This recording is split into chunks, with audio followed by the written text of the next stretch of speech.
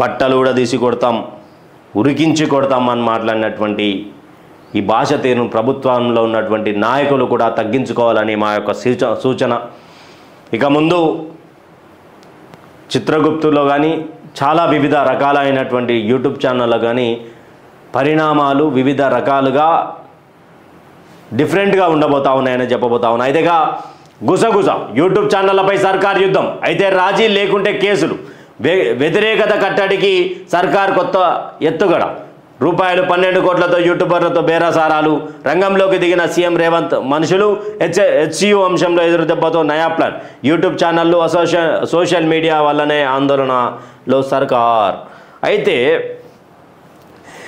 ప్రభుత్వంలోకి వచ్చినటువంటి నాయకులు ఎవరైనా వాళ్ళకు కనీసం గుండె మీద చేసుకొని పడుకునేటప్పుడు యూట్యూబ్ ఛానళ్ళే గుర్తుకొస్తాయి.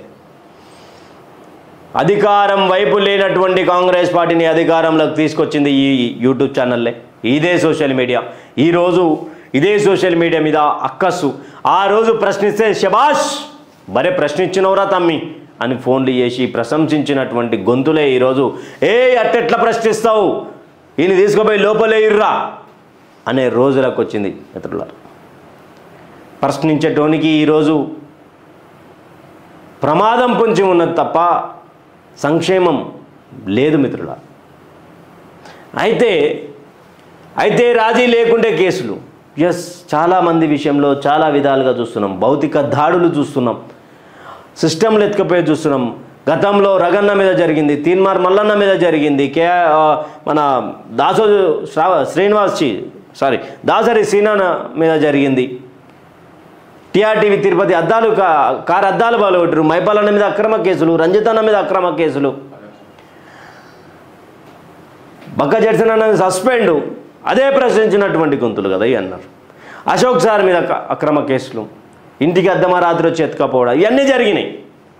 నేనేమన్నా తప్పు మాట్లాడితే మీరు నన్ను క్షమిస్తారో లేకపోతే శిక్షిస్తారో మీ ఇష్టం, కానీ ఇదేమైనా తప్ప. హెచ్సియు అంశంలో ఎదురుదెబ్బతో నయా ప్లాన్, యూట్యూబ్ ఛానల్స్. అయితే హెచ్సియు విషయానికి వస్తే ఒక ఓవర్ నైట్లో స్టార్డమ్ సంపాదించి ప్రమోషన్ల పేరు మీద ఏడబడితే ఆడ డ్యాన్సులు చేసుకుంటూ ప్రమోషన్లు చేసేటువంటి ఒక కొంతమంది సోషల్ మీడియా ఇన్ఫ్లుయెన్సర్లు హెచ్సియులో జరుగుతున్నది తప్పు అని చెప్పకుండా ఏమని మాట్లాడారండి? వాళ్ళు ఇచ్చినటువంటి అమౌంట్ విషయంలో ఏమని మాట్లాడారు? తప్పే కాదు, అసలు తప్పే లేదు, పైసలు ఇస్తే ఏమన్నా మాట్లాడతారా? హెచ్సియులో మూగ జీవాలు చనిపోతూ ఉన్నాయి, నెమలుల కేకలు ఇంకా చెవులనే ఉన్నాయమ్మా. మీరు ఇక మాట్లాడొద్దు, కొన్ని విషయాలు మాట్లాడొద్దు అని అనుకున్నా కాబట్టి మాట్లాడతలేను, లేకపోతే కొంచెం ఎమోషనల్గా ఉన్నాం కాబట్టి ఇప్పుడు ఏం మాట్లాడలేకపోతాం. ఏమంటా ఉన్నా అంటే హెచ్సియులో అంత దారుణంగా 400 ఎకరాలలో అడవి భూమిని చెట్లు కొట్టేస్తుంటే జింకలు ఇళ్ళకు వచ్చి నీళ్లు తాగే ప్రయత్నం చేస్తున్నారు, కుక్కల బారిన పడి జింకలు మరణిస్తున్నాయి. కనీసం ఈ చిత్తశుద్ధి లేకుండా ఏం పోకడబోతా ఉన్నారు? ఎవరో ఫోన్ చేసి పైసలు ఇస్తే మీరు ఇష్టం వచ్చినట్టు మాట్లాడతారా? తర్వాత ఏమని మాట్లాడుతూ ఉన్నారు ఆమె అంటే, అయ్యో నేను ఆల్రెడీ అడిగిన మీడియా నుంచి కానీ వేరే పార్టీల నుంచి కానీ నాకు ఏం ఒత్తిడి ఉండదు కాబట్టి ఏం ఒత్తిడి ఉండదు, ఇదే కరెక్ట్ అంటే మాట్లాడినామంట. మీరు ఎక్కడి నుంచి వచ్చిర్రు? మీరు కూడా బహుశా టీచర్ అని చెప్పుకున్నారు కొన్ని ఇంటర్వ్యూలలో. మీరు కూడా ఇలా 10 మందికి విద్యార్థులను తయారు చేసేటువంటి ఒక టీచర్ అమ్మాయి ఇవ్వండి. ఈరోజు హెచ్సియు విద్యార్థుల ఆర్తనాదాలు, నినాదాలు, అక్కడ ఉన్నటువంటి మూగజీవ ఏడుపు మీకు కనిపిస్తలేదా? పైసల కోసం ఏమన్నా మాట్లాడతారా? ఓ ఎంకటి నీ గుడిసె కాలిపోయిందిరా అంటే వాడు అనేదంట, అరే ఎల్లిగా కాలితే కాలని లేరా, బొగ్గులు దొరికితే బొగ్గులు అయితే కదా దాని మీద చికెన్ కాల్చుకుందాం అన్నాడంట వెనకటి. అట్లే ఉన్నది, చేతులు కాలిన తర్వాత ఆకులు పట్టుకుంటే ఏమీ రాదు. దయచేసి సోషల్ మీడియాలో ఉన్నటువంటి ఇన్ఫ్లుయెన్సర్లు కూడా తగు జాగ్రత్తలు తీసుకోండి. ఏది పడితే అది డబ్బుల కోసం చేయకండి. ఎందుకంటే ఇబ్బంది పాలైన తర్వాత ఎవరు రారు. ఎందుకమ్మా ఈరోజు మీకు ఫోన్ చేసి మాట్లాడుతున్నటువంటి వ్యక్తులు, మీతో చేపించినటువంటి వ్యక్తులు దీని మీద స్పందించలేదు. మరి అవును మేమే మాట్లాడించినాం అని చెప్పి చెప్పలేదు, చెప్పరు. దయచేసి గుర్తుంచుకోవాలి. ఆగమేఘాల మీద ఢిల్లీ నుంచి వచ్చే అనుచరులతో సీఎం రేవంత్ సమావేశం. అధికార పార్టీ వర్గాల్లో జోరుగా నడుస్తున్న చర్చ. ఏదైతే సోషల్ మీడియా ప్లాట్ఫామ్ మీద పునాది వేసుకొని పిల్లర్లు కట్టి స్లాబ్ కట్టుకొని డూప్లెక్స్ ఇల్లు కట్టుకున్నటువంటి వ్యక్తి ఎవరైతే ఉన్నారో ఆయన్నే మన ముఖ్యమంత్రి రేవంత్ అన్న ఢిల్లీ నుంచి సరాసరి వచ్చి అనుచరులతో మీటింగ్ పెట్టుకొని ఏమవుతుంది ఏమవుతుంది ఏమవుతుంది ఏమవుతుంది ఏమైతలేదు. హెచ్యులో మూగ జీవాల మరణాలకు కాంగ్రెస్ ప్రజాపాలన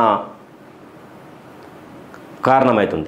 తెలంగాణలో యూట్యూబ్ ఛానల్స్ ఉండాలన్నా లేదన్నా మీ ప్రజా ఆదరణనే ముఖ్యం మిత్రులారా.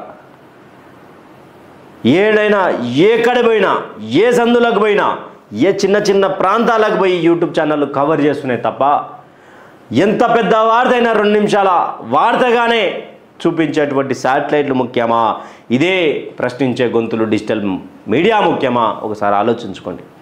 ఇదే గిరిజన్న గారి మీద శాటిలైట్ ఛానల్ ఏం రాసినాయి?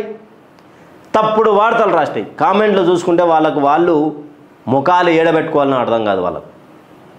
పెద్ద పెద్ద ఛానళ్ళు వాళ్ళ కింద కామెంట్లు చూసుకోరు. ఒకసారి చిత్రగుప్తు చూసేటువంటి ఎవరైనా ఆ ఛానల్లో పనిచేసేటువంటి సిబ్బంది ఉంటే ఆ అన్నలకు చెప్తా ఉన్నా, ఒకసారి మీ ఛానల్ వాళ్ళకి చెప్పండి అన్న, ఒకసారి కామెంట్లు చదవమన్నాడు, తెలుస్తుంది నిజమేంది.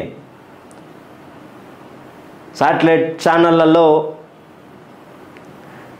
అన్ని కోట్ల రూపాయల ఇన్వెస్ట్మెంట్ ఎలా జరుగుతుంది, ఎక్కడి నుంచి వస్తున్నాయి? బక్కజడ్సన్ నన్ను చెప్పాడు, నేను బరాబర్ బయటికి తీస్తా, పలానా ఛానల్ పేరు తీసుకునే చెప్పాడు. మేము కష్టపడుతున్నామా, బ్లాక్మెయిల్ చేస్తున్నామా అనేది ప్రజలకు తెలుసు. ఇప్పటి వరకు ఎవరెవరు ఏం బ్లాక్మెయిల్ చేస్తారో చూపిరు. యూట్యూబ్ ఛానల్ అన్ని బ్లాక్మెయిల్ ఛానల్ అనే విధంగా ఆ ఛానల్ రాసుకుంటూ వచ్చింది. దీనిపై ఐక్యత కోసమే తెలంగాణ డిజిటల్ మీడియా అసోసియేషన్ పురుడు పోసుకున్నది. దాన్ని మరి కార్యాచరణ ఎలా ఉండబోతుంది అనేది మరి వారం రోజుల్లో మీకు తెలియనున్నది.